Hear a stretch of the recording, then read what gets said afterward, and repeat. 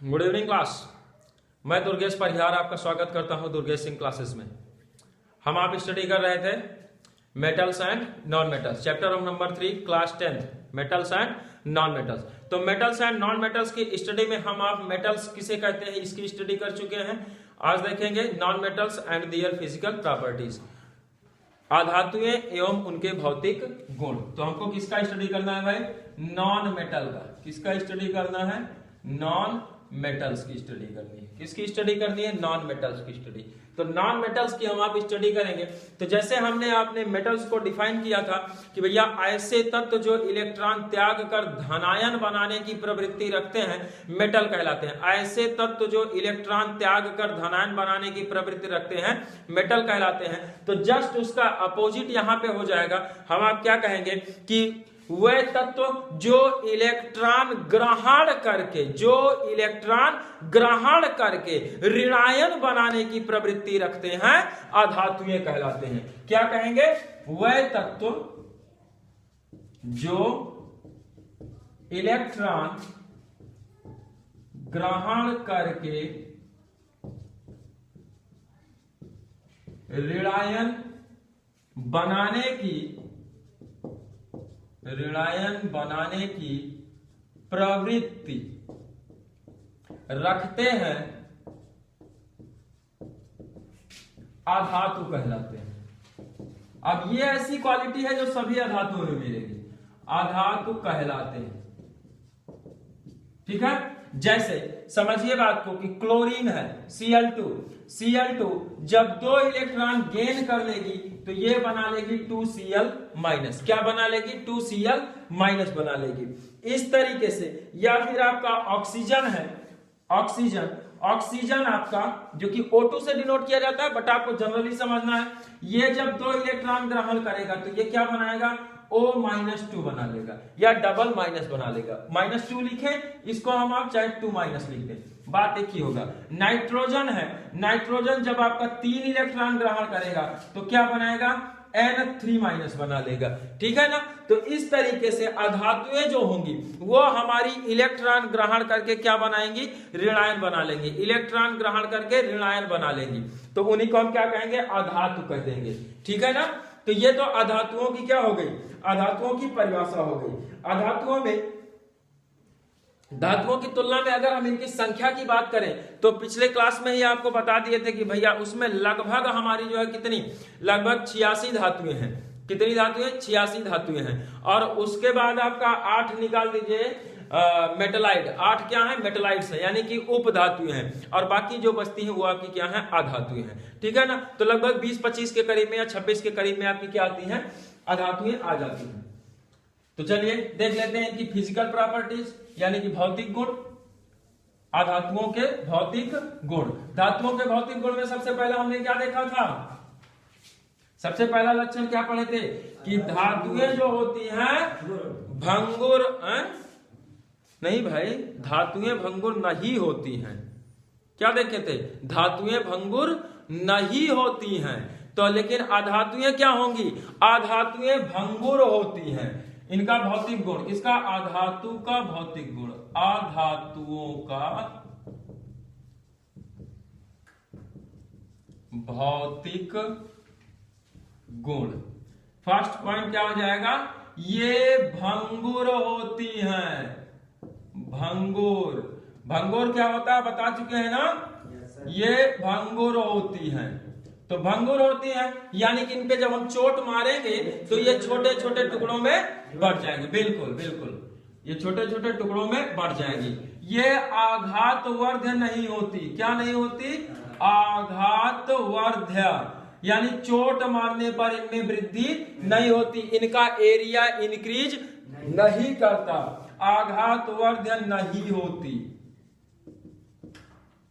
ठीक है। तीसरा, इनमें तन्यता नहीं पाई जाती। क्या नहीं पाई जाती? तन्यता नहीं पाई जाती। क्लियर? और क्या देखे थे भाई? तन्यता नहीं पाई जाती। तन्यता हो गया, आघातवर्धता हो गया, भंगुरता हो गया। ये इनमें चमक नहीं होती। क्या नहीं होती? चमक नहीं होती। भैया चमक नहीं होती। अब सुनिए बात, यहां पर इसेप्शन है, यहां पे क्या आ गया, अपवाद। भैया हर अधातु आपकी नहीं चमकती है, लेकिन कुछ अधातुएं, जैसे कि कौन, हीरा, डायमंड। इसेप्शन क्या है, अपवाद यहां का इसेप्शन है डायमंड। डायमंड जो है चमकता है, किसके कारण, पूर्ण आंतरिक परावर्तन के कारण। पूर्ण आंतरिक परावर्तन क्या होता है, ये आपको फिजिक्स में बताएंगे। तो पूर्ण आंतरिक परावर्तन के कारण आपका डायमंड जो है चमकता है, ठीक है ना। चलिए अगला क्या होता है, अधातुएं विद्युत तथा ऊष्मा की कुचालक होती हैं। विद्युत तथा ऊष्मा की कुचालक होती हैं। लेकिन यहां पर भी इसेप्शन है। इसेप्शन क्या है, ग्रेफाइट। तो ग्रेफाइट आपका सुचालक होता है। क्यों होता है, ये आपको चैप्टर नंबर 4 में कार्बन के अपर रूप पढ़ाने लगेंगे, तब बताएंगे। जस्ट इसी चैप्टर के बाद वाला चैप्टर आपका कौन सा है, कार्बन तथा उसके यौगिक। उसमें आपको इसको डिटेल में बता दिया जाएगा कि ग्रेफाइट जो है सुचालक क्यों होती है। अब देखिए ये मुलायम होती है। क्या होती है भाई, मुलायम होती है।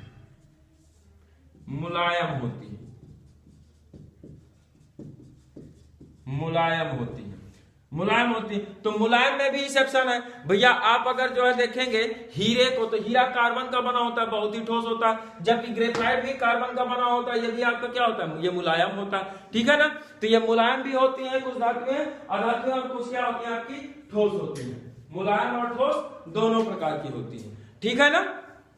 चलिए अगला क्वालिटी क्या हो जाएगा भाई, अगला हो जाएगा इनमें चमक नहीं होती, ये आपको बता ही दिया गया है। ये मुलायम होती है, विद्युत तथा ऊष्मा की कुचालक होती है।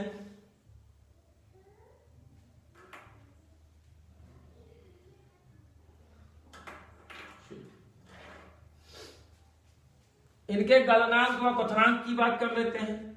तो गलनांक व क्वथनांक कम होते हैं।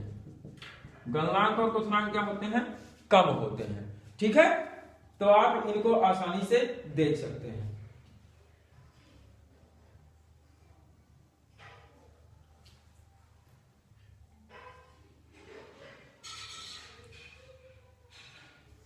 चलिए नोट कर लीजिए। अब इन दोनों का डिफरेंस देख लेते हैं। Difference between metals and non metals. Note कर लिए होंगे, और नहीं किए हैं तो खट से स्क्रीनशॉट ले लीजिए, बहुत आपको परेशान ना होना पड़े। धातु और अधातु में अंतर।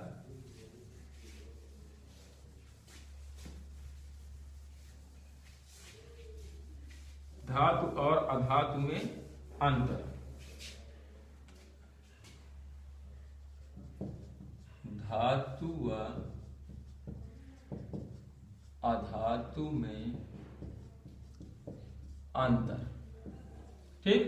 यहां पे लिखते हैं हम आप गुण, धातु और इधर अधातु। एक एक क्वालिटी लेके चलेंगे। जैसे पहली क्वालिटी हम आप ले लेते हैं अवस्था। अंतर व समानता दोनों आ जाएगा, अंतर व समानता। इसी में दोनों देख लेंगे। जो दोनों में मिलेगा वो समानता हो जाएगा, जो एक में मिलेगा दूसरे में नहीं होगा वो अंतर हो जाएगा। तो पहला हो जाएगा अवस्था। समझिए, धातुएं आपने ठोस देखी होंगी, सारी की सारी धातुएं किस अवस्था में होती है, ठोस होती हैं। जिसमें से आपका गैलियम 35 डिग्री सेल्सियस पर, 30 डिग्री सेल्सियस पर, और मरकरी नॉर्मल टेम्परेचर पर या उससे भी 35 से 25 से भी कम ताप पर क्या होता है, लिक्विड होता है। तो धातुएं अधिकांशतः ठोस, अधिकांश ठोस, और कुछ क्या होती है, द्रव, कुछ द्रव, ठीक है। अब बताइए, ठोस और द्रव ही मिला था। कोई धातु हमको ऐसी है जो कि गैस अवस्था में हो, तो भैया कोई नहीं है। लेकिन ये तीनों अवस्थाओं में होती हैं। कौन सी अवस्था, ठोस में होगा, द्रव भी होगा और गैस भी होगा। जैसे ऑक्सीजन, क्लोरीन, ये सब क्या है? ये हमारी गैसें हैं। फास्फोरस है, फास्फोरस क्या है? कार्बन क्या है? ठोस है। ब्रोमीन क्या है? द्रव है ना। आयोडीन क्या है? ठोस है। तो इस तरीके से ये तीनों अवस्थाओं में पाई जाती हैं। तो पहला डिफरेंस या इसमें समानता कह लीजिए कि ये ठोस और द्रव में अवस्था में पाई जाती है, जबकि ये ठोस द्रव गैस तीनों अवस्थाओं में पाई जाती है। अगला है चमक। क्या देखेंगे? चमक, ब्राइटनेस। अवस्था को हम आप कहेंगे स्टेट, और इसको क्या कहेंगे? चमक। चमक यानी कि ब्राइटनेस, ब्राइटनेस। ठीक है ना। बताइए, धातुएं चमकीली होती है कि नहीं होती? ज्यादातर धातुओं की सतह क्या होती है? चमकीली होती है। तो इनमें चमक पाई जाती है, लेकिन इनमें चमक नहीं पाई जाती। इसेप्शन क्या है इसमें? हीरा। इसेप्शन क्या है? डायमंड। डायमंड आपका इसेप्शन है, अपवाद है भैया। डायमंड में पूर्ण आंतरिक परावर्तन के कारण डायमंड आपका चमकता है, बल्कि अन्य कोई भी आपकी धातु जो है उसमें विशेष प्रकार की चमक नहीं होती है। ठीक है। अगली क्वालिटी हमारी हो जाएगी पारदर्शिता। पारदर्शिता, ट्रांसपेरेंसी। अगली क्वालिटी कौन सी? पारदर्शिता, ट्रांसपेरेंसी। ट्रांसपेरेंसी क्या कहेंगे? ट्रांसपेरेंसी। ट्रांसपेरेंट पढ़े हैं ना, ट्रांसपेरेंट। तो धातुएं जो होती है ट्रांसपेरेंट नहीं होती हैं, और जबकि अधातुएं भैया जो गैस है, गैस क्या होगी आपकी? गैस के आर पार हमको दिख रहा है कि नहीं दिख रहा? देखिए, आपके कैमरे के और मेरे बीच में जो खाली स्थान है, यहाँ पे क्या है? एयर है, और एयर गैसों का मिश्रण होता है। और जब एयर गैसों का मिश्रण है तो मेरे और आपके बीच में क्या है? एयर भरा हुआ है। तो हम आपको आप देख पा रहे हैं, आपको हम देख पा रहे हैं, है ना। तो इस तरीके से आप जब हमको देख ले रहे हैं, इसका मतलब क्या होता है? गैसें क्या होती हैं? पारदर्शी होती हैं। तो ज्यादातर अधातुएं आपकी क्या है? पारदर्शी। अधिकांश पारदर्शी, कुछ आपकी अपारदर्शी होती है। तो दोनों लिख देते हैं, अधिकांश पारदर्शी और कुछ अपारदर्शी। ठीक है। अधिकांश क्या होंगी? पारदर्शी होंगी, लेकिन कुछ उनमें से क्या होंगी? अपारदर्शी होंगी। ठीक है। चालकता, विद्युत चालकता। तो चालकता देख लेते हैं, विद्युत चालकता। विद्युत चालकता, कोई भी धातु होगी वो विद्युत चालक होगी, चाहे वो आपका लिक्विड में हो चाहे सॉलिड में हो, सभी धातुएं आपकी होंगी विद्युत चालक। इसमें अधातुएं विद्युत चालक नहीं होती हैं। किसको छोड़ के? ग्रेफाइट को। ग्रेफाइट को छोड़कर कोई भी अधातु आपकी विद्युत चालक नहीं होती है। ठीक है ना। चलिए नोट करिए जल्दी से, तो आगे बढ़े। ऊपर वाला मिटा दें। चलिए,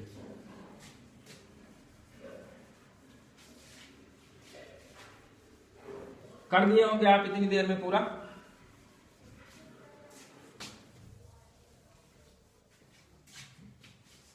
चलिए भाई, अगला कौन सा है? अगली क्वालिटी हम इनकी देखेंगे डेंसिटी। डेंसिटी यानी कि घनत्व। क्या है? घनत्व। ये पांचवा पॉइंट, घनत्व। इनका घनत्व अधिक होता है। कैसा होता है? अधिक होता है। और इनका कम होता है, यानी कि ये सघन होते हैं और वो उनके कण क्या होते हैं? विरल होते हैं। ये सघन होते हैं और वो विरल होते हैं। ठीक है ना। गलनांक, अगला कौन सा है? गलनांक। धातुओं का गलनांक उच्च, अधातुओं का निम्न। धातुओं का उच्च, अधातुओं का निम्न। ठीक है। तन्यता, कौन सा? तन्यता। आप बताइए, इसमें तन्यता पाई जाती है? बिल्कुल पाई जाती है। इसमें तन्यता पाई जाती है? नहीं पाई जाती है। अधातुएं तन्य नहीं होती हैं। अगला आघातवर्ध्यता, आघातवर्धनीयता। क्या? आघात वर्धनीयता, वर्धनीयता। तो धातुएं क्या होती हैं? आघातवर्ध्य होती हैं, और ये नहीं होती। अगला कौन सा भैया? भंगुरता। भंगुरता, तो धातुएं भंगुर होती हैं? नहीं होती। अधातुएं भंगुर होती है। ठीक है ना। तो इस तरीके से हम आप इनके सारे लगभग सारे के सारे लक्षण देख चुके हैं। तो अब इनमें क्या क्या हम देख लिए भाई? धातु क्या है, अधातु क्या है, और धातु अधातु में अंतर। ये इतना टॉपिक हम आप क्लियर कर चुके हैं। अगली हेडिंग हमारी है, अगला जो टॉपिक हमको स्टडी करना है वो क्या है, धातुओं के रासायनिक लक्षण। क्या पढ़ना है, धातुओं के रासायनिक गुण। जल्दी से आप स्क्रीनशॉट लीजिए, अगला टॉपिक आपका शुरू कर देते हैं। क्योंकि ना तो आपके पास इतना समय अब बचा है और ना ही हमारे पास इतना समय है, तो कम से कम समय में ज्यादा से ज्यादा आप समझने का प्रयास कीजिए।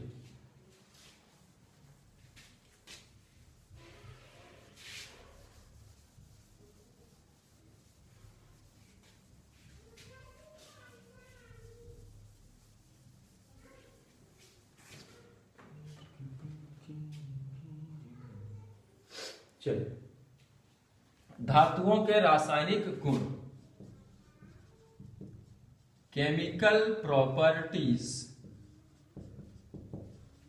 Of metals, chemical properties of metals, धातुओं के रासायनिक गुण। और हमको आपको पता है कि धातुओं का जो रासायनिक गुण होता है उसमें हम आप किसकी स्टडी करते हैं, धातुओं के रासायनिक क्रियाओं की।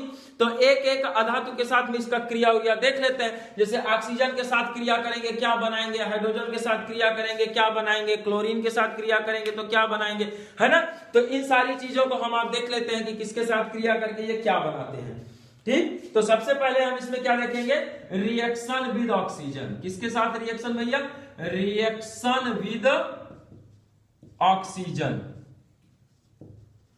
ऑक्सीजन से क्रिया। किसके साथ क्रिया, ऑक्सीजन के साथ क्रिया। तो ऑक्सीजन के साथ हम इसकी क्रिया देखेंगे तो कोई भी धातु आपकी होगी भैया, जो आपकी धातु बहुत ज्यादा सक्रिय होती है, जो बहुत क्रियाशील धातुएं होती हैं, जैसे सोडियम है, तो ये आपका जैसे ही एयर के संपर्क में आती है तुरंत जलना शुरू हो जाती है। जैसे आपका एयर के संपर्क में आएगी ये जलना शुरू हो जाएगी। तो ये धातु आपकी, कोई भी धातु जब उसको जलाया जाता है तो जलने में सहायक गैस होती है हमारी ऑक्सीजन। जलने में कौन सी गैस सहायक होती है, ऑक्सीजन। और ऑक्सीजन आपकी उसके साथ में रिएक्ट करेगी। तो धातुएं ऑक्सीजन के साथ रिएक्ट करें या ऑक्सीजन धातु के साथ रिएक्ट करें, तो दोनों एक दूसरे के साथ रिएक्ट करके धात्विक ऑक्साइड बना देती हैं। क्या बना देती हैं, धात्विक ऑक्साइड बना देती हैं। ठीक है ना। तो चलिए इसका रिएक्शन हम आप देखते हैं क्या हो जाएगा भाई। तो हो जाएगा, मान लीजिए मेटल है, क्या है, मेटल और ऑक्सीजन, क्या बनेगा, मेटेलिक ऑक्साइड। क्या बना लेंगे, मेटेलिक ऑक्साइड। हिंदी में समझिए, धातु और ऑक्सीजन, धातु और ऑक्सीजन ये दोनों क्रिया करेंगे तो क्या बनाएंगे, धात्विक ऑक्साइड, धात्विक ऑक्साइड बना लेंगे। क्या बन जाएगा, धात्विक ऑक्साइड बन जाएगा। क्लियर है। तो अब हम आप धातुएं ले लेते हैं। जैसे देखिए सोडियम ले लिए, सोडियम की क्रिया किससे करा दिए, ऑक्सीजन से करा दिए, तो क्या बन जाएगा, Na2O। क्या बन जाएगा, Na2O बन जाएगा। ठीक है ना। तो नाम इसका देखिए, अब यहाँ पे हमको बैलेंस करना है, तो ऑक्सीजन 2 है, यहाँ पे 1 है, तो 2 से मल्टीप्लाई कर दीजिए। तो अब सोडियम कितना होगा, 2 दूना 4, तो यहाँ पे 4 लगा दीजिए। इसका नाम हो गया सोडियम, इसका नाम ऑक्सीजन, और ये क्या बन गया, सोडियम ऑक्साइड। क्या बन गया, सोडियम ऑक्साइड बन गया। ठीक है ना। इसी तरीके से मैग्नीशियम की क्रिया कराएंगे, तो मैग्नीशियम आपका ऑक्सीजन के साथ में रिएक्ट करेगा तो क्या बनाएगा, MgO बनाएगा, मैग्नीशियम ऑक्साइड बना लेगा। क्या बना लेगा, मैग्नीशियम ऑक्साइड बना लेगा। चलिए, तो यहां पे आपका हो जाएगा 2 टाइम्स, इसको भी लगा दीजिए 2 टाइम्स। देखिए अब यहां से आपका एक क्वेश्चन बहुत जबरदस्त पूछता है, और लगभग हर एग्जाम में यह क्वेश्चन आपका पूछा गया है कि भैया मैग्नीशियम रिबन को जलाने से पहले साफ क्यों किया जाता है। तो ये मैग्नीशियम जो है ना बहुत रिएक्टिव है, बहुत ज्यादा क्रियाशील, सोडियम से कम है, सोडियम से कम होता है, इसीलिए सोडियम बहुत और ज्यादा सक्रिय है, मैग्नीशियम से भी ज्यादा सक्रिय, और जब उससे ज्यादा सक्रिय है, ज्यादा तेज काम करने वाला है, तो इसीलिए इसको कहां रखा जाता है, केरोसिन में। सोडियम को कहां रखते हैं, केरोसिन में। मिट्टी के तेल में सोडियम को रखा जाता है, इसलिए ये आपका एयर के संपर्क में नहीं आता, और एयर के संपर्क में आएगा तुरंत जल जाएगा। तो मैग्नीशियम जो होता है ये उतना ज्यादा नहीं है सोडियम के जितना, लेकिन फिर भी आपका ये क्या करता है कि जैसे ही जब इसको हम आप जलाने लगते हैं, ये एयर के संपर्क में आता है, तो ये मान लीजिए कि मैग्नीशियम का क्या है, पन्नी है, क्या है, मैग्नीशियम का रिबन है। तो मैग्नीशियम का रिबन है, तो ये मैग्नीशियम के रिबन में कई सारी मैग्नीशियम के बहुत सारे एटम होंगे, बहुत सारी परतें होंगी। तो उन परतों पर ये जो बाहर वाले परत के मैग्नीशियम एटम है वो इन्वायरमेंटल ऑक्सीजन के साथ क्रिया कर लेंगे। क्या करेंगे? इन्वायरमेंटल ऑक्सीजन के साथ में रिएक्ट कर जाएंगे और रिएक्ट करके इसी मैग्नीशियम ऑक्साइड की परत बना लेंगे। क्या बन गया है आपका ऊपर मैग्नीशियम रिबन के ऊपर क्या बन गया है? मैग्नीशियम ऑक्साइड की परत। नाम इसका लिख दे रहे हैं मैग्नीशियम ऑक्साइड। मैग्नीशियम ऑक्साइड की परत बना लेंगे। मैग्नीशियम ऑक्साइड की परत बन जाएगी।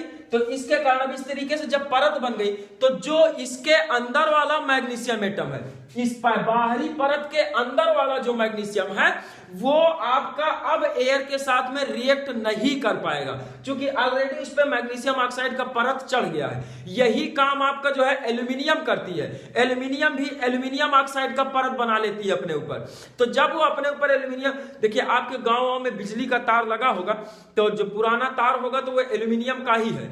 तो एल्यूमिनियम के तार को देखिए ना, जब नया नया लगता है तो एकदम बढ़िया से चमकता रहता है और फिर धीरे धीरे जब वो पुराना होने लगता है तो व्हाइट कलर का लगभग हो जाता है, श्वेत रंग का, यानी कुछ उसका जो चमक है वो डल हो जाता है, चमक उसका जो है धुंधला धुंधला हो जाता है। तो चमक धीरे धीरे समाप्त हो जाती है। उसका रीजन यही है कि ये सब धातुएं बहुत सक्रिय हैं और इनकी जो मेन परत है, पहली परत जो होती है बाहर की तरफ से, वो इन्वायरमेंटल ऑक्सीजन के साथ में रिएक्ट करके ऑक्साइड बना लेती है, अपना ऑक्साइड बना लेती है, जिससे अंदर वाला जो एटम है वो रिएक्ट नहीं कर पाता है। तो इसी परत को ऊपर से हटाने के लिए ना, इसको हटाने के लिए हम आप क्या करते हैं भैया, रेगमाल लेते हैं और इसको बढ़िया से रगड़ देते हैं।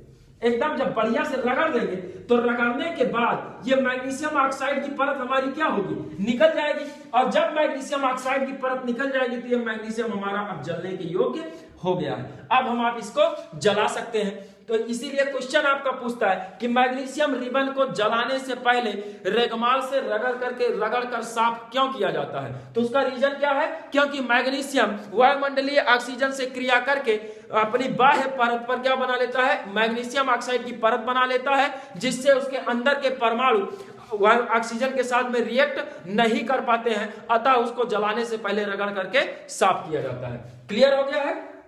चलिए आगे देखते हैं हम आप। तो ये क्वेश्चन आप जरूर दिमाग में रखेंगे और इसका आंसर भी भैया लगभग हर साल ये क्वेश्चन आपका पूछा जाता है बोर्ड एग्जाम में। ऑक्सीजन के साथ क्रिया देख लिया है, चलिए आगे देखते हैं हाइड्रोजन के साथ। इसी तरीके से पोटेशियम आपका क्रिया करेगा, मैग्नीशियम क्रिया करेगा, कॉपर क्रिया करेगा, एल्यूमिनियम क्रिया करेगा। एक दो धातुओं के साथ हम देख लेते हैं, जैसे एल्यूमिनियम जो इंपॉर्टेंट है। एल्यूमिनियम क्रिया करेगा तो एल्यूमिनियम आपका बनाएगा Al2O3।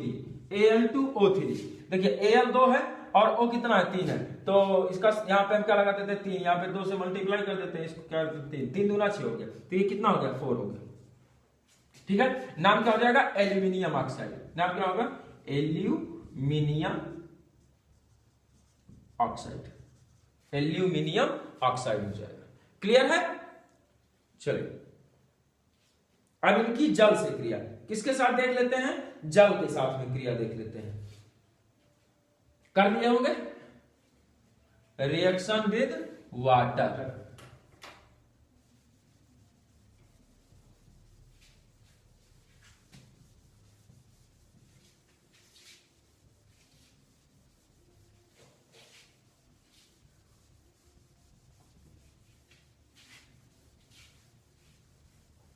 किसके साथ रिएक्शन देख ले भाई, वाटर के साथ में। तो सेकंड हमारा क्या हो जाएगा, रिएक्शन विद वाटर। अब वाटर देखिए आपका दो कंडीशन में मिलेगा। हम ऐसा नहीं कह रहे हैं कि आप उसके स्टेट की बात, स्टेट नहीं, स्टेट उसका लिक्विड ही रहेगा, लेकिन उसको गर्म जल एक हो सकता है, एक हमारा ठंडा जल हो सकता है। तो दोनों के साथ में धातुएं अलग अलग रिएक्शन देती हैं, दोनों के साथ अलग अलग धातुएं रिएक्शन करती हैं। जैसे ज्यादा रिएक्टिव जो है हमारी, ज्यादा रिएक्टिव धातुएं लिथियम है, सोडियम है, पोटेशियम है, ये सब बहुत, कैल्शियम है। तो इसका आपको एकदम पूरा ट्रिक बता देंगे बहुत अच्छे से और आपको याद हो जाएगा। ठीक है ना, तो वो ट्रिक आपको धातु की सक्रियता श्रेणी में बताएंगे। और चाहे कहिए तो अभी बता, चलिए नेक्स्ट वीडियो में आपको जो है धातुओं की सक्रियता श्रेणी का ट्रिक दे दिया जाएगा, एकदम आसानी से आपको याद हो जाएगा। चलिए ध्यान दीजिए, जो पहले किसे करा देते हैं, ठंडे जल के साथ, ठंडे जल से क्रिया, ठंडे जल से क्रिया। क्षार धातुएं, कौन सी धातुएं? क्षार धातुएं भैया, क्षार धातुएं। क्षार धातुएं किसको कहा जाता है?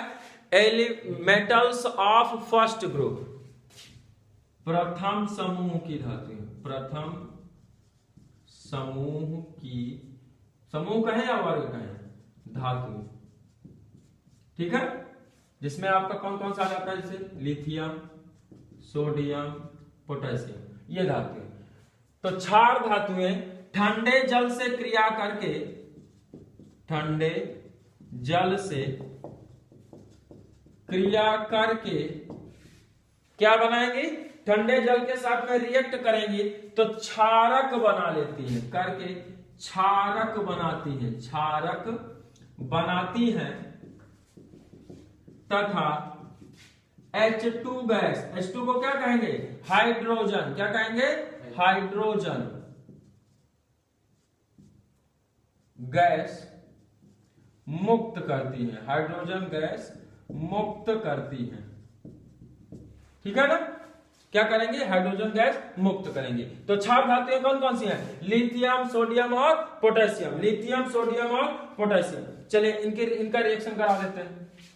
तो हम आप अगर इनको रिएक्ट कराएंगे तो Na का क्रिया अगर हम किससे करा देते हैं? H2O, तो बन जाएगा क्या भैया? NaOH, और कौन सी गैस निकल जाएगी? H2। देखिए अपवर्ड एरो लगा होगा तो आप तुरंत समझ लीजिए कि ये चीज बाहर निकल जा रहा है। और बाहर कौन निकलेगा भैया? पानी थोड़ी ना उठ के इसे अचानक से अपने आप चला जाएगा ऊपर तो गैस ही होगा। अपवर्ड एरो किसके साथ दिखा जाता है? गैसों के साथ में। तो अब इसको बैलेंस कर लेते हैं। यहाँ पे 2 टाइम्स लगा दीजिए और यहाँ पर भी आप 2 टाइम्स लगा दीजिए, तो NaOH, हाँ ठीक है, बैलेंस हो गया आपका समीकरण। इसी तरीके से पोटेशियम के साथ कराएंगे तो K प्लस H2O, तो 2 टाइम्स इसके साथ भी माइनस करना पड़ेगा आपको, तो क्या बन जाएगा? 2KOH बन जाएगा और क्या निकल जाएगा? हाइड्रोजन गैस निकल जाएगी। नाम ऊपर वाले का हो जाएगा सोडियम हाइड्रोक्साइड, क्या हो जाएगा? Sodium hydroxide. और नीचे वाले का क्या हो जाएगा भाई? पोटेशियम हाइड्रोक्साइड, पोटेशियम हाइड्रोक्साइड, ठीक है ना? सोडियम हाइड्रोक्साइड है, पोटेशियम हाइड्रोक्साइड। अब कुछ रिएक्शंस देख लेते हैं ठंडे गर्म जल के साथ में। गर्म जल के साथ में कौन कौन सी धातुएं हैं? तो आप इतना जानिए कि भैया सेकेंड ग्रुप की धातु यानी कि मैग्नीशियम, सेकेंड ग्रुप की धातुएं मैग्नीशियम। मैग्नीशियम आपका जो है किसके साथ में? जल के साथ में, गर्म जल के साथ रिएक्ट करती है क्षारीय मृदा धातुएं। हो गया होगा?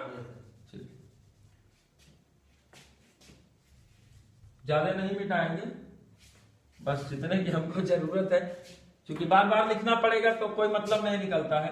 क्षारीय मृदा धातु, कौन सी धातु है? क्षारीय मृदा धातु यानी कि द्वितीय समूह। और द्वितीय समूह में सबसे ज्यादा रिएक्शन कौन? मैग्नीशियम। द्वितीय समूह में मैग्नीशियम जो है गर्म जल, किसके साथ?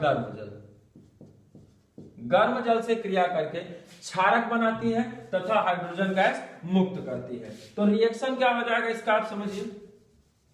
मैग्नीशियम आपका जब रिएक्ट करेगी तो क्या बनाएगी?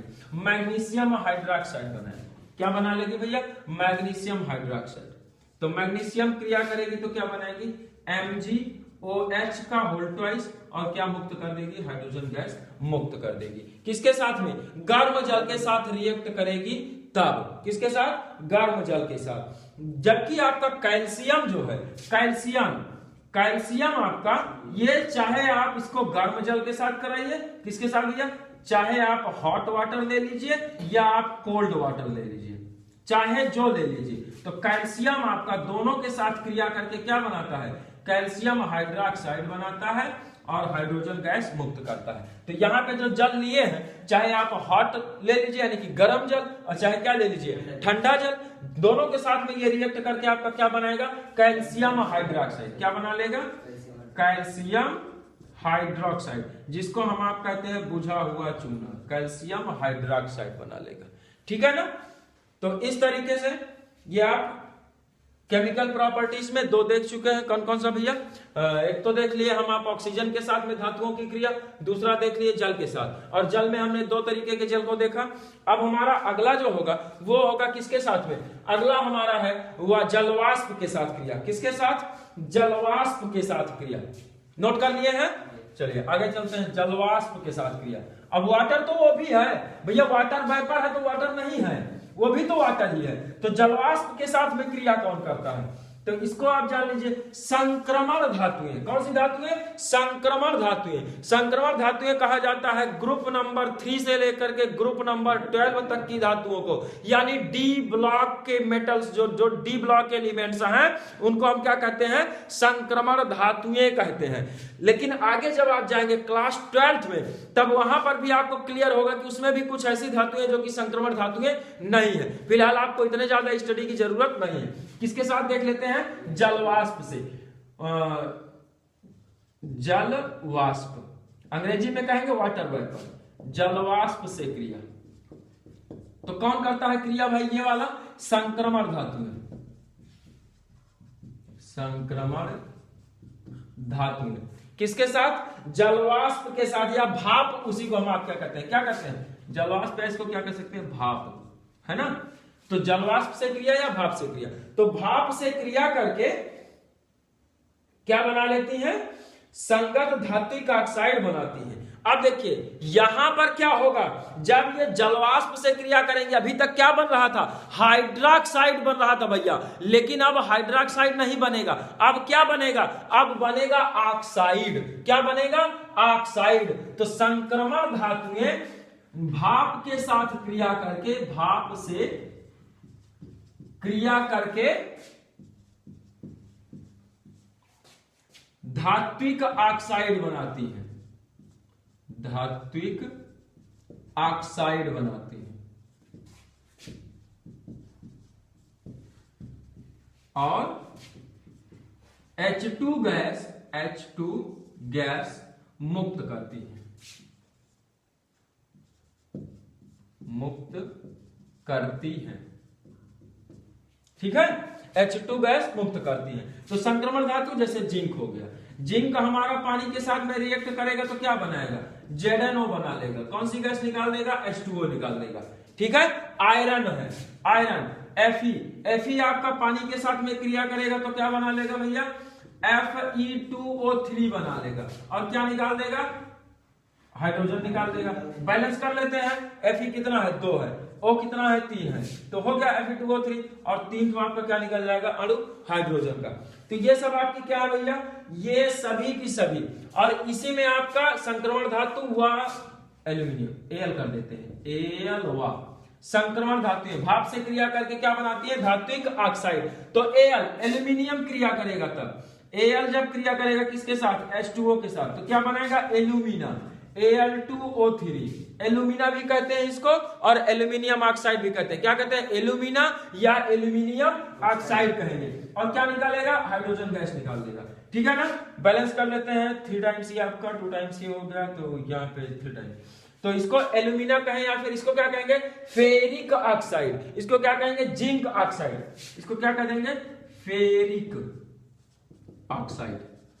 इसको जिंक ऑक्साइड, ठीक है?